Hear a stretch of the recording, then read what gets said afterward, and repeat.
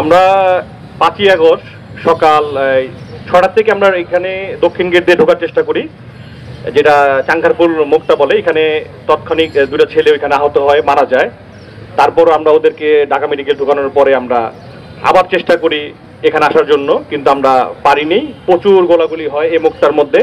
এই জায়গাটা দিয়ে আমি যতবারই যাই আমার এই কথাগুলি মনে পড়ে। পরবর্তীতে আমরা যখন পুলিশটাকে হটায় দিলাম, আমরা অনেক লোক, আমরা এখানে ম্যাক্সিমামই কেরানীগঞ্জ, আমার বাসা কেরানীগঞ্জে।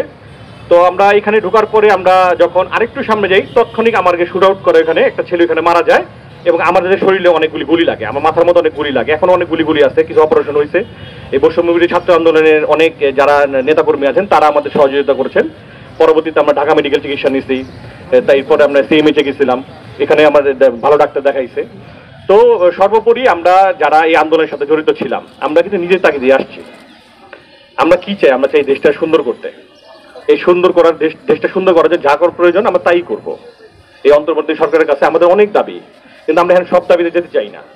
আমরা চাই দেশটা সুন্দর করার জন্য যা করা দরকার, এবং এই বৈষম্যবিরোধী ছাত্র আন্দোলনের সাথে যারা জড়িত, যারা আহত, যারা সাফারার, তাদের দিকে একটু সুদৃষ্টি দেওয়ার জন্য। আরেকটি কথা, আমাদের নাগরিক কমিটির যারা বড় ভাই যারা আছেন, তাদের নির্দেশনা আমরা এতদিন মেনে আসছি, আমরা সামনেও মানব, তাদেরকে সহযোগিতা করব, এবং তারা যাতে আমাদের সহযোগিতা করে, এটা বলে আমার বক্তব্য আমি শেষ করছি। ধন্যবাদ। কেন্দ্রীয় নির্বাহী সদস্য জনাব মশিউর রহমান বক্তব্য রাখবেন। জনাব মশিউর রহমান।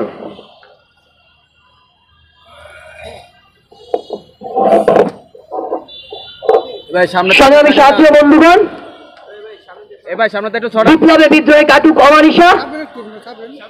আজকে জাতীয় শহীদ মিনারে যারা এসেছেন, আপনাদের সকলকে জাতীয় নাগরিক কমিটির পক্ষ থেকে বিপ্লবী সালাম এবং শুভেচ্ছা জানাচ্ছি। আজকে বিপ্লবের 100তম দিনে আজকে আমরা যখন এই শহীদ মিনারে এসেছি, আজকে এই বাংলাদেশের রাজনৈতিক দলগুলোর যারা দায়িত্বে আছেন